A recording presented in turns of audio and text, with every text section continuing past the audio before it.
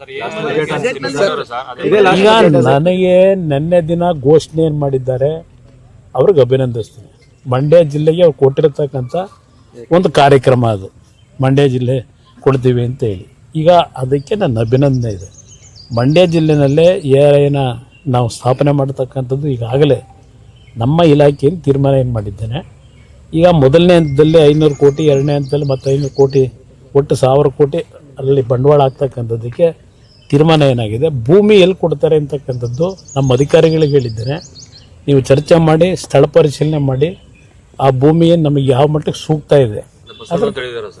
ನಾನು ಹೇಳಿದ ನಾನು ಪ್ರಶ್ನೆ ಆ ಜಾಗ ಈ ಜಾಗ ಅಲ್ಲ, ಒಟ್ಟಾರೆ ನನಗೆ ಇನ್ಫ್ರಾಸ್ಟ್ರಕ್ಚರ್ ಡೆವಲಪ್ಮೆಂಟ್ ಮಾಡಿ ಉತ್ತಮವಾದ ರೀತಿಯಲ್ಲಿ ಸೌಕರ್ಯ ಕೊಡಬೇಕು ಅವರು. KDBಯಿಂದ ಇಲ್ಲಿ ಯಾರೋ ಹೇಳಿದ ತಕ್ಷಣ ಅದಾಗೋದಿಲ್ಲ. KDBಯಿಂದ ಅದು ಏನು ಮಾಡಬೇಕಾಗ್ತದೆ, ಒಂದು ಬಡಾವಣೆ ನಿರ್ಮಾಣ, ಅದು ಇಂಡಸ್ಟ್ರಿಯಲ್ ಪಾರ್ಕ್ನ.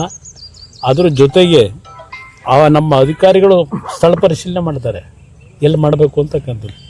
ನಾನೀಗಾಗಲೇ ನಮ್ಮ FKCCIಯಿಂದ ಒಂದು 50ರಿಂದ 60 ಜನ ಕೈಗಾರಿಕೋದ್ಯಮಿಗಳನ್ನು ಕರೆದು ಮೊನ್ನೆ HMT ಫ್ಯಾಕ್ಟ್ರಿನಲ್ಲಿ ಒಂದು ಸಭೆನೂ ಮಾಡಿದ್ದೇನೆ. ಅವ್ರಿಗೆ ಡೆಲ್ಲಿಗೂ ಬರಲಿಕ್ಕೆ ಹೇಳಿದ್ದೇನೆ.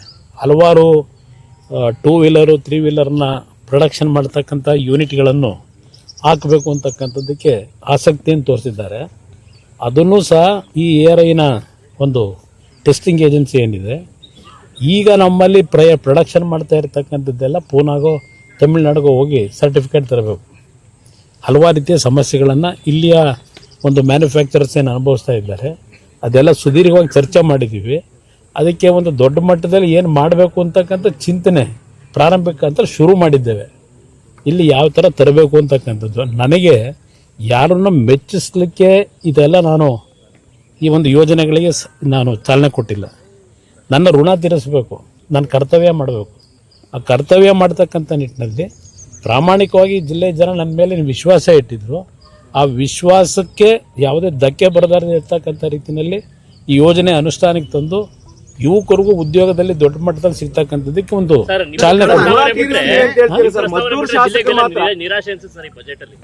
ಬಜೆಟ್ ಹಿಂದೇನು ಕೊಟ್ಟವ್ರು ಇಲ್ಲಿ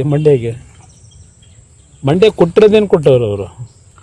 ಕೊಟ್ಟಿರ್ತಕ್ಕಂಥದ್ದು ಈ ಒಂದು ಘೋಷಣೆ ಇದು ಮಾಡಿದ್ದು ಬಿಟ್ಟರೆ ಯಾವುದು ಅಂತ ಒಂದು ಪ್ರಮುಖವಾದಂಥ ಘೋಷಣೆಗಳು ಇಲ್ಲ.